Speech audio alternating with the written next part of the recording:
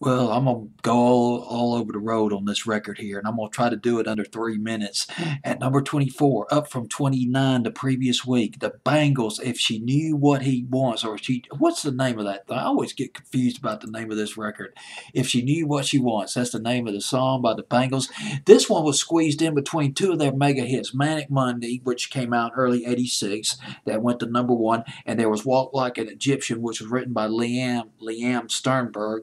That was, I believe that went to number one too. That was in the fall of '86, and it's from the album called Different Light. This was a big album for the Bangles. I mean, you got to look at this: Manic Monday, If She Knew What She Wants, uh, Walk Like an Egyptian, and then there was Walking Down Your Street. I believe was the name of the record. My favorite record by the Bangles. That record, one of my favorites by them, that was put out as a single in '87. But let's go back. If She Knew What She Wants by the Bangles. Guess who wrote this song? You probably never heard of this guy. He was pretty obscure, although he put out 20 albums. Jules Shear wrote this record.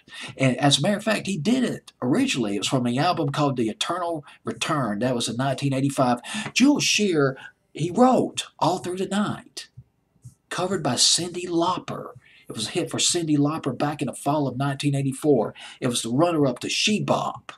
And what was that name of that song? Not True Colors. The one that I can't remember that other song that Cyndi Lauper did that was really big. It's not Girls Want to Have Fun. It's a song that came after that. But let's get back to Jules Shear. He wrote All Through the Night. He wrote this song, If She Knew What She Wants, but he wrote it as a love song in first person. But the Bangles, they rewrote the lyric. They didn't change the gender. Instead of doing that, they just wrote the song in third person, and went to number 31 in England, number 29 here in the States. Another thing about Jules Shear that I found out, he went out with Amy Mann. He dated Amy Mann up till Tuesday.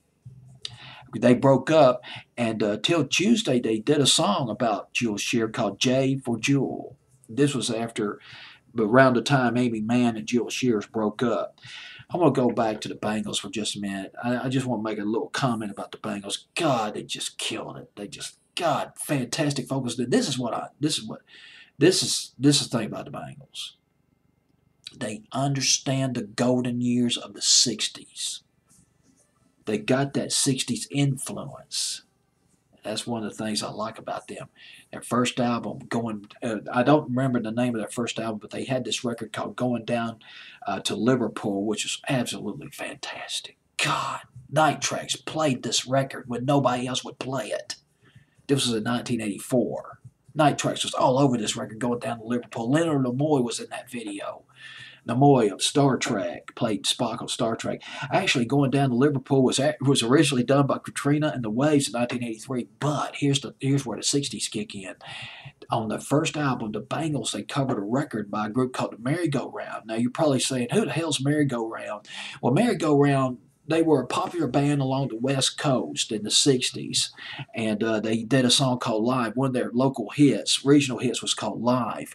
It was covered by the Bangles. Live, written by Emmett Rhodes, covered by the Bangles on that first album. Gosh, doggy, man, you won't believe what this research will take you to.